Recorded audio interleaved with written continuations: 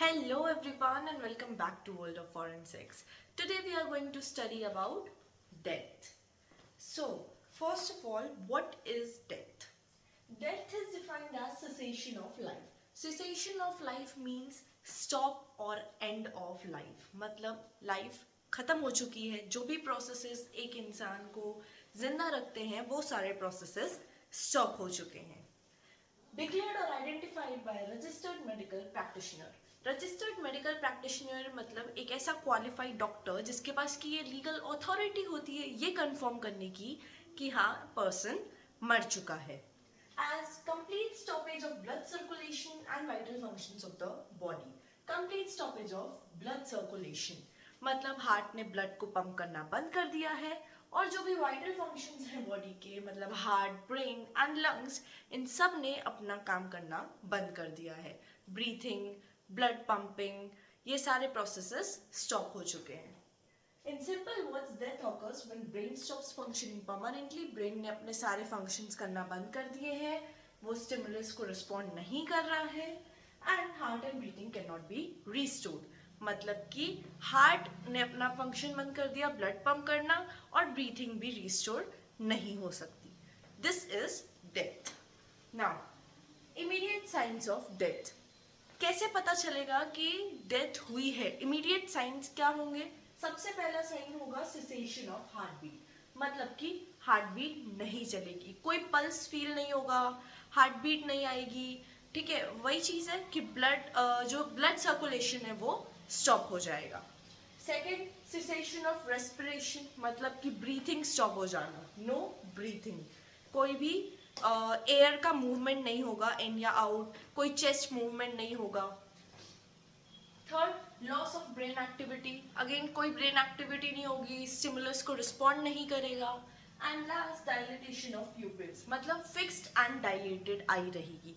आई जो है वो एकदम फिक्स हो जाएगी और डायलेट हो जाएगी और लाइट को भी रिस्पॉन्ड नहीं करेगी. Let me show you. This is fixed and dilated eye. ये आई अब लाइट को रिस्पॉन्ड नहीं करेगी, ये ऐसे ही फिक्स हो चुकी है and it's dilated. Clear? Now next is importance of studying death and forensic science. Forensic science में हम ये डेथ पढ़ रहे हैं, इसका इम्पोर्टेंस क्या है? नाउ ये जो है ये एक्सपर्ट्स को हेल्प करता है ये डिटरमाइन करने में वेदर एक पर्सन नेचुरली मरा है या फिर किसी वायलेंस की वजह से मरा है.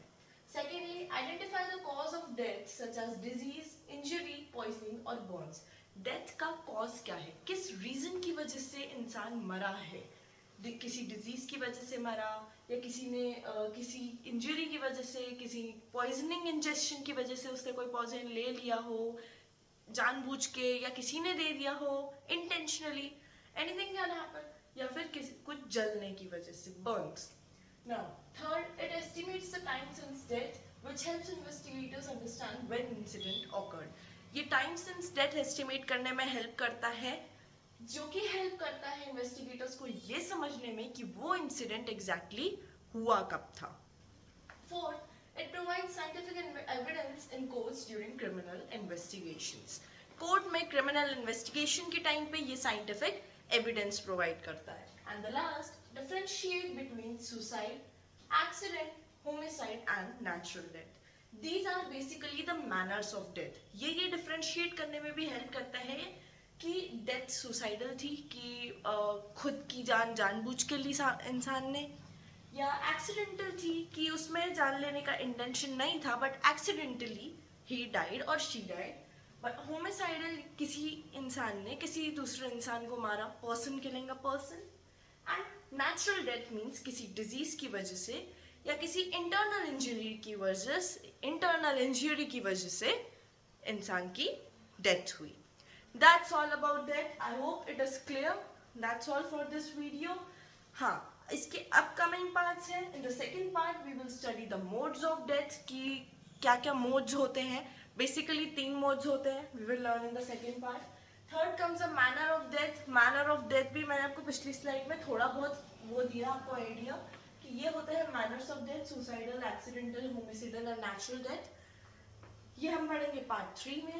Part 4 early postmortem changes and part 5 the late postmortem changes. So catch you all in the next part. Bye bye guys.